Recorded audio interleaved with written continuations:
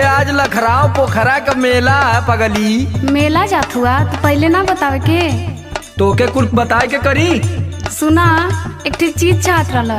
तोर हरदम घटला रहला कुछ न कुछ, जब देखा तब कपारे पे कचर कचर। अब तनी से सुना ना। तू आज अपन सुनाई ले। वही मेलवा में से ना गुरैया जलेबी लेते आया। अरे गुरैया जिलेबी लेबी न देवी, गुरैया जिलेबी। अभी ये कुल कहबा हम जानत रहनी है, लेकिन तब वो मन कैला कह देनी। सुना सुनावा। गुरही जलेबी अभी चाय पिया मेलावा में। ऐसा न कि एडीआर से और संदीप राज से मंगवा ले, ठीक है ना, हमारे टाइम ना। ले आई हा गरम में छनात होई तेलावा में। ले आई हा गरम में छनात होई तेलावा में। गुरही जलेबी अभी चाय पिया मेलावा में।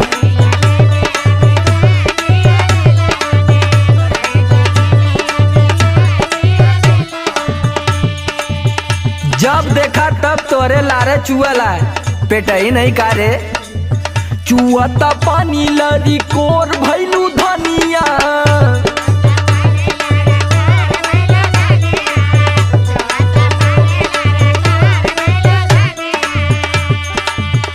और नन होए के चाटत चटोर भैलू धनिया, चटोर भैलू धनिया। चुअता पानी लड़ी कोर भैलू धनिया।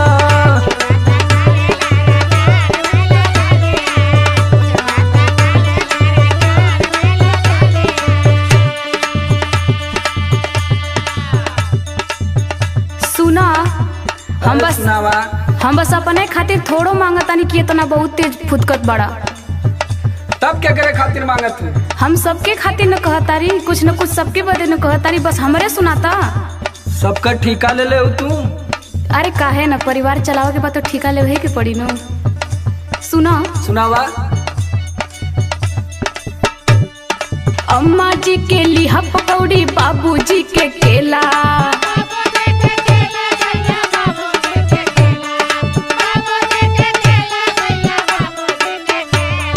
देवर जी के छेना बर्फी, ननदो जी के पेड़ा। अरे तो सबका ठीका मैं ले लेगा। जाके हैप्पी से और विक्की यादव से पूछा। जब बचौले रही हा भीड़िया के रेलावा में। भीड़िया के रेलावा में। गुरही जलेबिया भी चाय पिया मेलावा में।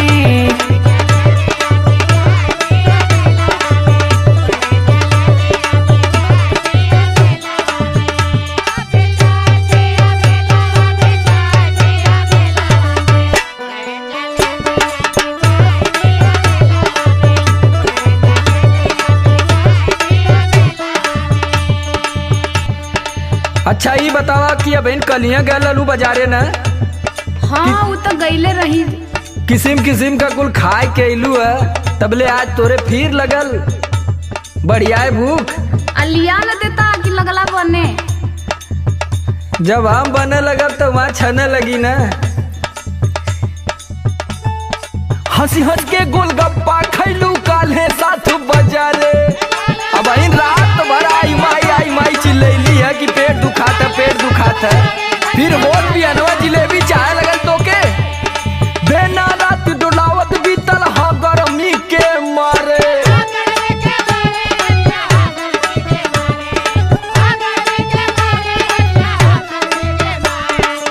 खाए के फिर जोरा जोर कैलू धनिया, यार जोर कैलू धनिया। चुआता पानी लड़ी कोर भैलू धनिया। देखती कि तोर दिन पर दिन मन बढ़ल जाता है, जब से काशी स्टूडियो के राम यादव के मेहरारू के साथे तर रहत ही। तोरो पेट में हरदम आगे फूकत है।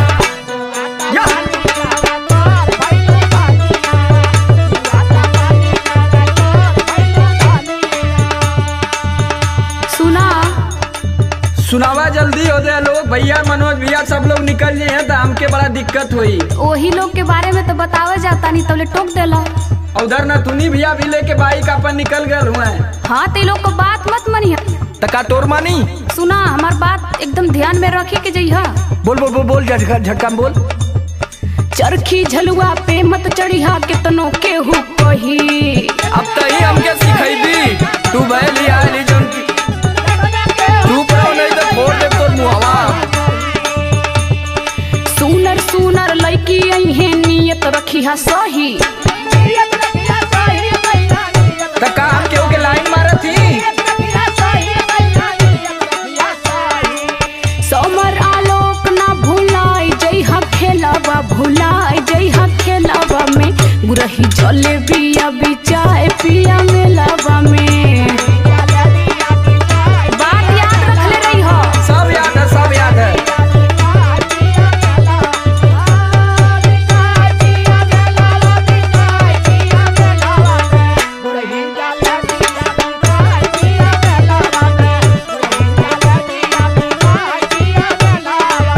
चुआता पानी लगा कोर भैलू धनिया गुरही जले बिया बिचाए पिया मेलावा में। चुआता पानी लगा कोर भैलू धनिया गुरही जले बिया